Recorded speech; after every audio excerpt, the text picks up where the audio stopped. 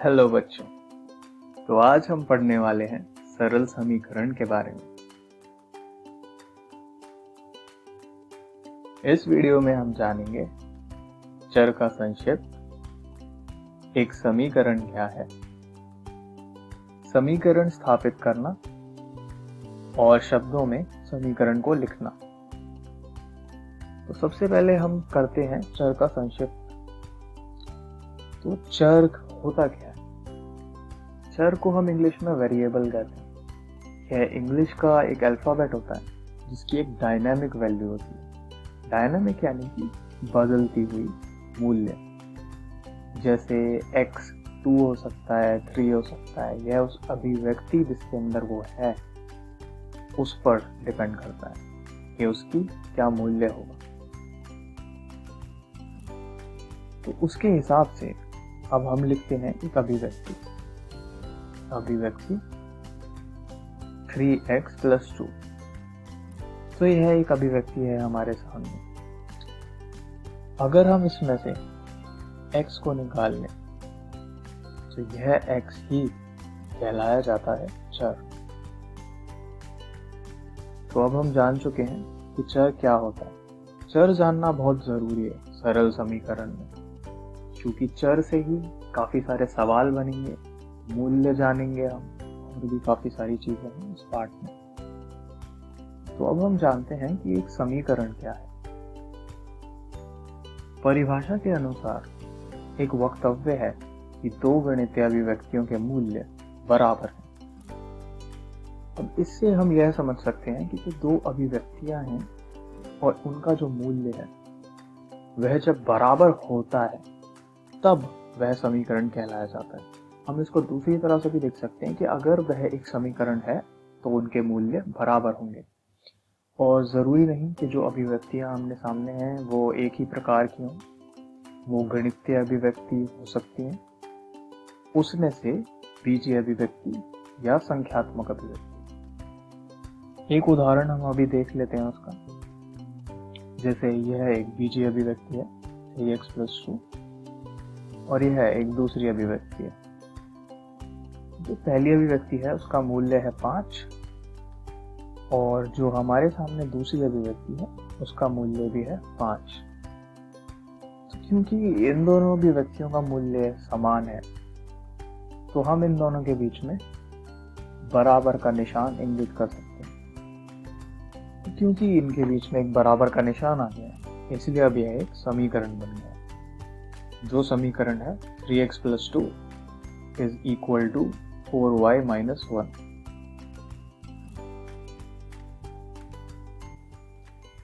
तो अब हम जानते हैं कि हम किस तरह समीकरण स्थापित कर सकते हैं।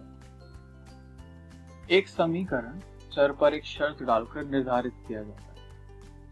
यानी कि एक समीकरण बनाने के लिए हमें चर पर शर्त डालनी होती है और फिर उसमें समान का हस्ताक्षर का उपयोग करके उसके मूल्य की बराबरी करते हैं। तो आइए इसको समझते हैं एक उदाहरण के साथ। तो एक कंपनी चिप्स बेचती है। हम मान लें कि x एक चिप की कीमत है और पैकेट की कीमत 5 रुपए। यदि पैकेट में 20 चिप्स हैं और इसको 45 में बेचा जा रहा है तो समीकरण स्थापित करिए। तो सवाल में हम देख सकते हैं कि एक चिप की जो कीमत है वह हमको नहीं दी गई और हमें बाकी काफी सारी चीजें यहाँ पर दी गई। तो अब इस्तेमाल करते हैं इन चीजों का इसके लिए एक समीकरण बनाने के लिए। तो सबसे पहले हम लिखेंगे चिप्स की कीमत। तो कुल चिप्स हैं 20 और एक चिप की कीमत है x। तो चिप्स की कीमत हुई 20 × x यानी 20x। और इसमें जुड़ जाएगी पैकेट की कीमत जो कि है 5 रुपए। और जैसा कि हम जानते हैं कि इस पूरे सामान को 45 रुपए में बेचा जा रहा है, यानी कि 20x + 5 बराबर हुआ 45 के। तो यह हमें एक समीकरण मिल गया है। अब बच्चों हम एक दूसरा सवाल देखते हैं जो कि उससे थोड़ा सा कठिन है। और इससे हम और जानेंगे कि समीकरण में क्या क्या नई चीजें हैं, इस प्रकार से हम और अलग तरह के समीकरण स्थापित कर सकते हैं। सवाल के अनुसार राम की माँ की उम्र उसकी उम्र से 2 गुनी है और उसकी बहन की उम्र माँ की उम्र के 1/3 से 5 से अधिक है।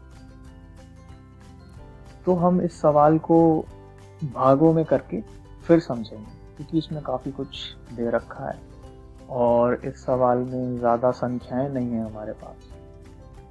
तो राम और उसकी बहन की उम्र के बीच का संबंध हमें खोजना है। तो इसके हिसाब से पहले हम यह देख लेते हैं कि राम की उम्र नहीं दी गई है, तो हम मान लेंगे कि राम की जो आयु है वह x है। अब इसके बाद राम की जो माँ है उनकी आयु y रख देते हैं, कि उनकी उम्र भी नहीं दी गई है और उनकी बहन की उम्र भी नहीं दी गई है, तो उसको हम रख लेंगे z। तो अब हम इन तीनों की जो आयु है वह निर्धारित कर चुके हैं। तो अब हम सवाल में आगे बढ़ते हैं। प्रश्न के अनुसार राम की माँ की उम्र उसकी उम्र से 2 गुनी है। इसका अर्थ 2x बराबर है y के, मतलब जो राम की उम्र है उसका 2 गुना उसकी माँ की उम्र के बराबर है। यह हो गया हमारा पहला समीकरण। अब हम दूसरी जो है इसमें शर्त वह देखते हैं कि उसकी बहन की उम्र माँ की उम्र के 1/3 से 5 से अधिक है। इसका अर्थ हो गया कि उसकी बहन की उम्र बराबर है उसकी माँ की उम्र के 1/3 जमा 5।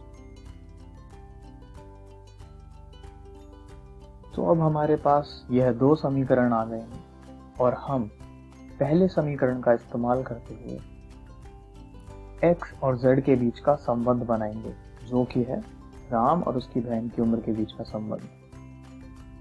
तो हम इसमें y की जगह 2x रख देंगे, तो z बराबर हो गया 2x/3 + 5। और अब हम इन संख्याओं को आगे पीछे करके इस प्रकार से एक संबंध स्थापित कर देंगे राम की उम्र में और उसकी बहन की उम्र में, और यही है वह संबंध, वह समीकरण जो हमें चाहिए था।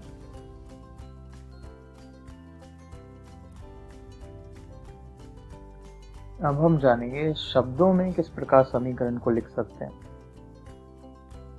तो हम सीख चुके हैं कि समीकरण कैसे तैयार किया जाता है, और अब हम यह कोशिश करेंगे कि हम उस पर वक्तव्य लिख सकें, जिसको इंग्लिश में स्टेटमेंट कहा जाता है। तो यह 3 समीकरण हैं हमारे सामने और हम कोशिश करेंगे एक एक करके इनको शब्दों में लिखने का। तो सबसे पहले x = 3 + y। तो यहाँ हम देख सकते हैं कि जो x है वह y से 3 संख्या से बड़ा है, तो हम इसको लिख सकते हैं कि x का मूल्य y से 3 अधिक है। अब हम चलते हैं दूसरे समीकरण की ओर। 2x - 4 = 3/2। तो इससे हम यह जान सकते हैं कि x का जो 2 गुना है वह 3/2 से 4 संख्या से अधिक है। इसको हम शब्दों में लिख सकते हैं कि एक संख्या का 2 गुना 3/2 से 4 अधिक है। अब हम तीसरा देखते हैं। अब यहाँ क्या है कि समीकरण के साथ एक संबंध भी दिया गया, जिस प्रकार का सवाल हमने किया था अभी। तो 3x = y, रवि और सिड के कद के बीच का संबंध। तो शब्दों में हम इसे लिख सकते हैं कि सिड का कद रवि के कद का 3 गुना है।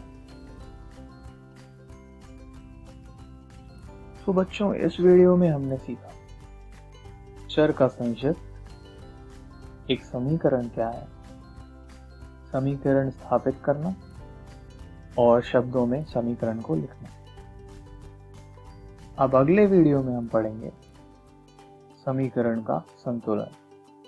तब तक के लिए धन्यवाद।